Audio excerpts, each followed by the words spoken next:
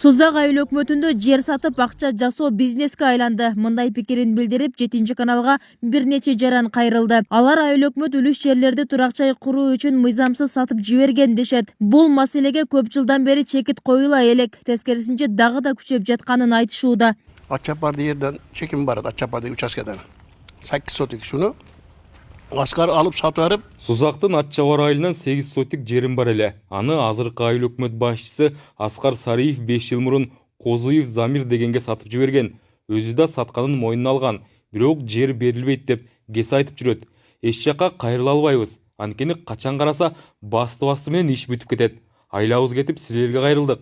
Мага окшоп жерине күйгөн адамдар бул айылда толтура.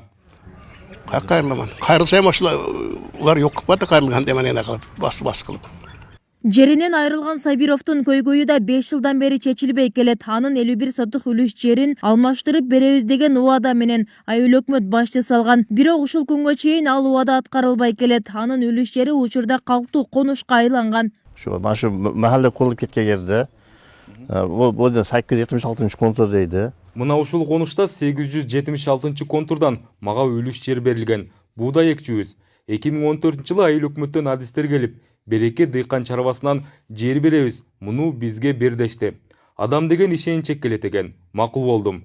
2015-жылы ал жерге барсам, биздин жер жок болуп чыкты. Ошондон бери 6 жыл өттү. Айыл өкмөткө барсам, эртең кел, бүрсү күнү кел дейт. Жетекчи жок болот. Ушундай шултоолор менен созулуп келүүдө.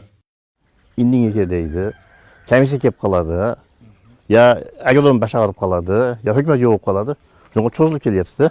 Ушул тапта айыл өкмөттө 1000ден ашуун тургун жер тилке алууга кезекте турат. Биз күбө болгондой буга чейин сатылган жерлер башка жактын жашоочуларына сатылган. Жер адиси билдиргендей, учурда 2009-жылга чейин курулган үйлөрдү трансформациялоо иштери жүрүүдө. Ал эми жакынкы жылдары берилген буйруктар мурунку айыл өкмөт башчынын атынан берилип жатканы боюнча суроолорубуз жоопсуз калды. Самозахват кылдык алар. Самозахват болгон эмеспиз эми.